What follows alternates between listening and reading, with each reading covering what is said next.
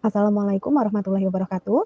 Teman-teman sekalian, pada kali ini perkenalkan kami dari kelompok 2. Kami beranggotakan yang pertama Aprisia Ikamawarti, yaitu saya sendiri, kemudian Arina Fitri Hidayati, dan Apis Alfarah.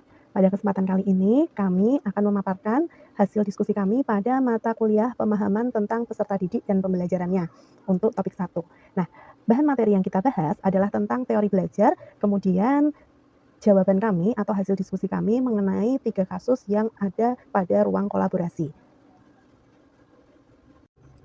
Teori belajar yang pertama yang akan kami bahas adalah teori belajar behavioristik. Teori belajar behavioristik adalah teori belajar yang berfokus pada perubahan perilaku peserta didik sebagai hasil dari proses pembelajaran. Menurut teori ini, perubahan perilaku peserta didik disebabkan oleh adanya interaksi antara stimulus dan respon. Stimulus tersebut berupa lingkungan belajar peserta didik, baik yang bersifat internal maupun eksternal, sedangkan respon merupakan reaksi fisik terhadap rangsangan atau stimulus yang diterima tersebut. Dalam pembelajaran, guru dapat memberikan stimulus kepada peserta didik agar peserta didik mampu mengulangi atau berperilaku sesuai dengan apa yang diharapkan guru. Pemberian stimulus dilakukan secara berulang sehingga terbentuk kebiasaan yang nantinya akan sesuai dengan tujuan pembelajaran. Secara psikologi, teori belajar behavioristik juga dikenal sebagai sebuah teori pembelajaran yang berfokus pada tingkah laku sebagai hasil dari pengkondisian lingkungan. Berikut ini adalah ciri-ciri teori belajar behavioristik. Yang pertama, mementingkan pengaruh lingkungan. Yang kedua, mementingkan bagian-bagian atau elementalistik. Yang ketiga, mementingkan peran aksi. Yang keempat, mengutamakan mekanisme pembentukannya hasil belajar melalui prosedur stimulus respon. Yang kelima, mementingkan peranan kemampuan yang sudah terbentuk sebelumnya. Kemudian yang keenam, mementingkan pembentukan kebiasaan melalui latihan dan pengulangan. Dan yang terakhir, memunculkan perilaku yang diinginkan sebagai hasil dari proses belajar. Nah, beberapa kegiatan di kelas yang dapat dikategorikan sebagai penerapan teori behavioristik antara lain sebagai berikut. Guru menyusun materi atau bahan ajar secara lengkap, mulai dari materi sederhana sampai kompleks. Guru lebih cenderung mendominasi kegiatan pembelajaran dengan memberikan banyak instruksi selama mengajar. Guru memberikan banyak pengulangan pembelajaran berupa latihan agar terbentuk perilaku atau pembiasaan seperti yang diinginkan. Guru akan mengevaluasi berdasarkan perilaku yang terlihat. Yang terakhir, guru dituntut memiliki kemampuan memberikan penguat atau reinforcement baik dari sisi positif maupun negatif. Teori belajar yang kedua adalah teori sosial kognitif. Teori ini meyakini bahwa perilaku belajar adalah hasil dari kemampuan individu memaknai suatu pengetahuan atau informasi, memaknai suatu model yang ditiru, kemudian mengolah secara kognitif dan menentukan tindakan sesuai tujuan yang dikehendaki. Teori sosial kognitif dikemukakan oleh Albert Bandura. Teori ini meyakini bahwa belajar merupakan interaksi dari perilaku, kognitif, dan lingkungan. Pada teori ini, pembelajaran berlangsung melalui proses peniruan atau imitation dan permodelan atau modeling. Teori ini memanfaatkan lingkungan sosial sebagai sasaran, sumber, dan sarana belajar. Ciri-ciri teori sosial kognitif. Yang pertama, fokus pada pengamatan dan peniruan. Kemudian, contoh yang diberikan guru bisa berupa bahasa, teladan, nilai, dan lain-lain. Peserta didik meniru suatu kemampuan dari kejadian yang dialami orang lain atau hal yang diperagakan oleh guru. Diperlukan respon rangsangan yang positif dan melibatkan berbagai proses pembelajaran yang meliputi memperhatikan, mengingat, dan meniru tingkah laku atau hal baik yang sesuai, diakhiri dengan respon atau rangsangan positif. Implementasi teori sosial kognitif di kelas antara lain meminta peserta didik merefleksikan pengalaman mereka, misalnya dengan membuat jurnal, mendorong diskusi berdasarkan apa yang sudah diajarkan, membantu peserta didik menemukan solusi dari suatu masalah dengan mengembangkan cara berpikir kritis, dan meminta peserta didik untuk memberikan penjelasan tentang ide atau pendapat yang mereka miliki. Teori belajar berikutnya yaitu teori belajar konstruktivisme. Teori belajar konstruktivisme merupakan teori yang memaknai pembelajaran sebagai proses pembentukan atau pengkonstruksian pengetahuan yang bersifat aktif dan personal. Konstruktivisme dikenal sebagai pendekatan yang memandang bahwa setiap individu dapat membangun pemahaman serta pengetahuan mereka sendiri melalui berbagai pengalaman yang telah dimilikinya. Sebagai contoh, ada seorang anak dengan ayahnya sedang berjalan-jalan di sepanjang pantai. Kemudian sang anak menemukan kulit kerang dan mengajukan berbagai pertanyaan kepada sang ayah. Sehingga anak tersebut dapat memperoleh pengetahuan baru melalui keaktifan dalam berpikir, menyusun konsep, dan memberi makna terhadap hal-hal yang dipelajarinya. Tokoh-tokoh teori belajar konstruktivisme. Yang pertama adalah Jean Piaget. Teori konstruktivisme Jean Piaget adalah teori yang menjelaskan bagaimana pengetahuan dibangun dalam pikiran anak melalui interaksi dengan lingkungan. Piaget mengemukakan dua prinsip utama, yaitu adaptasi dan organisasi. Piaget juga mengidentifikasi skemata, asimilasi, akomodasi, dan keseimbangan sebagai proses pengkonstruksian pengetahuan. Tokoh yang kedua adalah Vygotsky. Vygotsky menekankan pentingnya peran interaksi sosial bagi perkembangan belajar seseorang. Pemikiran Vygotsky yang sangat berarti dalam konsep pendidikan salah satunya adalah Zone of Proximal Development atau ZPD dan juga scaffolding. Contoh penerapan teori belajar konstruktivisme di kelas. Yang pertama yaitu dengan mendorong kemandirian dan inisiatif peserta didik dalam belajar. Dengan menghargai gagasan dan pemikiran peserta didik serta mendorong peserta didik berpikir mandiri, berarti guru telah membantu peserta didik menemukan identitas intelektual mereka. Contoh kedua, guru mengajukan pertanyaan terbuka dan memberikan kesempatan beberapa waktu kepada peserta didik untuk merespon. Berpikir reflektif memerlukan waktu yang cukup dan seringkali atas dasar gagasan-gagasan dan komentar orang lain. Cara-cara guru mengajukan pertanyaan dan cara peserta didik merespon atau menjawabnya akan mendorong peserta didik mampu membangun keberhasilan dalam melakukan penyelidikan atas informasi yang diterimanya. Yang ketiga, mendorong peserta didik berpikir tingkat tinggi atau higher order thinking. Guru yang menerapkan proses pembelajaran konstruktivisme akan menantang para peserta didik untuk mampu menjangkau hal-hal yang berada di balik respon faktual yang sederhana. Guru mendorong peserta didik untuk menghubungkan dan merangkum konsep-konsep melalui analisis, prediksi, justifikasi, dan mempertahankan gagasan atau pemikirannya. Teori belajar selanjutnya yaitu teori humanistik. Secara garis besar, teori ini bertujuan untuk menghasilkan hal-hal baik bagi kemanusiaan supaya bisa mencapai aktualisasi diri dan membuat individu mampu mengenali dirinya sendiri. Salah satu ide yang penting dalam pendidikan berbasis humanistik adalah peserta didik harus mempunyai kemampuan untuk mengarahkan sendiri perilakunya dalam belajar. Apa yang akan dipelajari dan sampai tingkatan mana, kapan, dan bagaimana mereka akan belajar. Inti dari pendekatan ini adalah bagaimana peserta didik belajar mengarahkan diri sendiri, sekaligus memotivasi diri sendiri dalam belajar, daripada sekedar menjadi penerima pasif dalam proses belajar. Tokoh-tokoh teori humanistik. Yang pertama adalah teori belajar tentang hierarki kebutuhan manusia oleh Abraham Maslow. Yang kedua, teori belajar berdasarkan kepribadian manusia oleh Carl Rogers. Yang ketiga, teori belajar kontrol teori oleh William Glasser. Ciri-ciri pembelajaran yang berlandaskan teori humanistik. Pada dasarnya, teori ini tidak jauh-jauh dari manusia itu sendiri, seperti 1. Berfokus pada aktualisasi diri individu, di mana manusia sebagai sosok individu yang bisa mengeksplorasi dirinya. 2. Menitikberatkan bahwa proses merupakan hal penting yang menjadi fokus belajar. 3. Melibatkan peran aspek kognitif dan afektif dalam proses pembelajaran.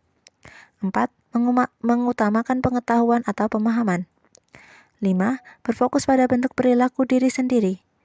6. Tidak ada yang berhak mengatur proses belajar setiap individu.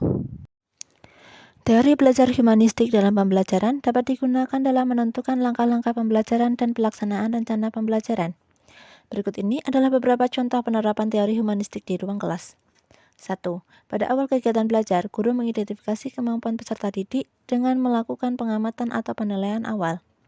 2. Guru mendorong peserta didik untuk memahami makna dari pengalaman dalam proses belajar. 3. Guru menyediakan fasilitas dan sumber belajar, baik buku, media visual, maupun audio untuk memenuhi kebutuhan peserta didik yang beragam. Mari kita bahas beberapa contoh kasus pembelajaran di kelas. Baiklah, saya akan membahas untuk kasus yang pertama.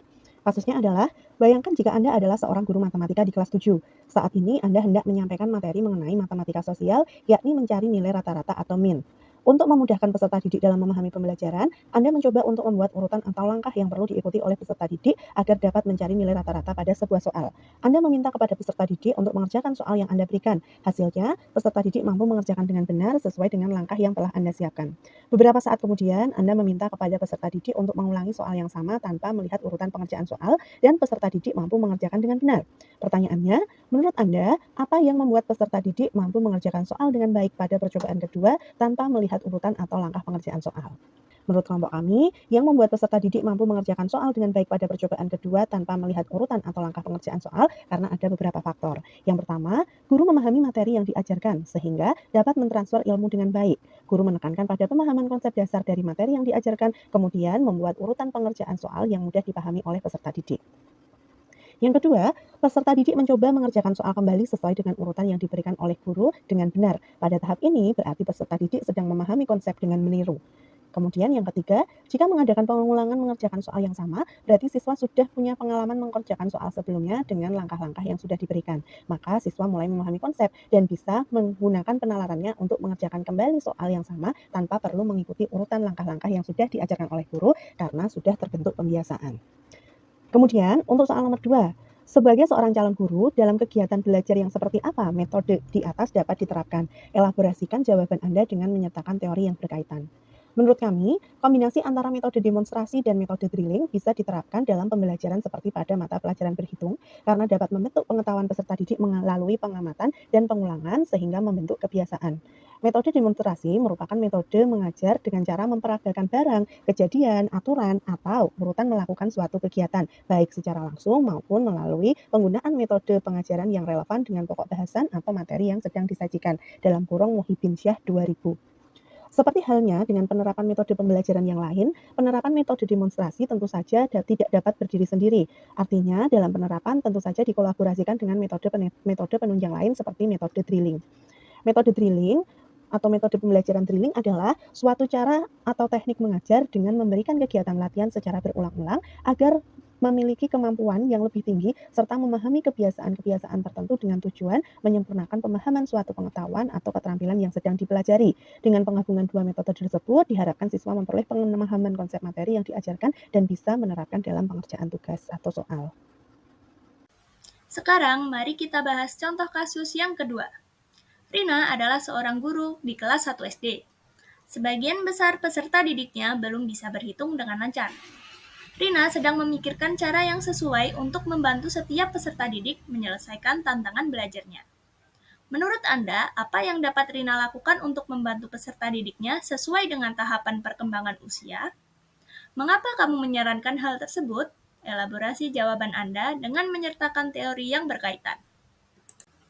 Sesuai dengan tahapan perkembangan usia peserta didik, beberapa hal yang dapat Rina lakukan diantaranya memberikan contoh berhitung dengan menggunakan benda konkret seperti bola, gelas kertas, atau mainan. Kemudian, peserta didik diminta untuk mencoba berhitung sendiri. Kemudian, alternatif yang kedua yaitu berhitung dengan menggunakan permainan. Permainan yang digunakan menggunakan peraturan dan langkah. Misalnya adalah permainan ular tangga. Kemudian, Rina juga bisa mengajak peserta didik belajar berhitung dengan menggunakan lagu. Kemudian bisa ditambah dengan gerakan agar siswa menjadi lebih fokus. Hal ini dikarenakan berdasarkan tahap perkembangan usianya, peserta didik kelas 1 SD termasuk usia kanak-kanak. Pada usia ini, peserta didik senang bermain dan melakukan gerak. Oleh karena itu, guru dapat melakukan kegiatan pembelajaran dengan permainan dan gerak agar sesuai dengan minat siswa. Kemudian, berdasarkan tahap perkembangan kognitifnya, peserta didik kelas 1 SD termasuk usia operasional konkret. Pada usia ini, peserta didik belum dapat berpikir secara abstrak. Oleh karena itu, penting untuk mengajak siswa belajar dengan benda-benda dan aktivitas yang konkret, terutama untuk pembelajaran dengan konsep yang abstrak seperti berhitung. Kemudian, kegiatan pembelajaran ini perlu dicontohkan oleh guru dan diulangi oleh siswa agar terbentuk suatu kebiasaan.